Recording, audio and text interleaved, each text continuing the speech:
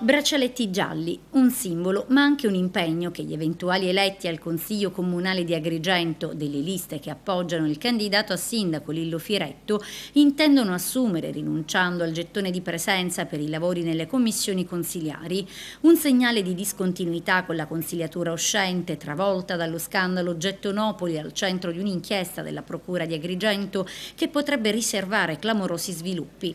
I candidati devono sottoscrivere nero su bianco l'impegno a rinunciare al gettone in commissione, valutando poi ciascuno liberamente anche la rinuncia al gettone in aula. L'iniziativa consigliere comunale a gettone zero in commissione è stata presentata ieri. Ritengo che bisogna dare un segnale di rottura con quello che è la precedente Consiglio Comunale, cercare di creare delle economie da reinvestire nella città e cercare di dimostrare ai cittadini che non tutta la politica è politica sporca, ma che si possa fare e si debba fare tanto per i nostri cittadini. Ritengo che sia doveroso, dopo lo scandalo a cui tutti abbiamo assistito, sia doveroso dare un segnale forte alla città e fare capire che moltissimi dei candidati lo stanno facendo veramente per un senso di servizio nei confronti della città.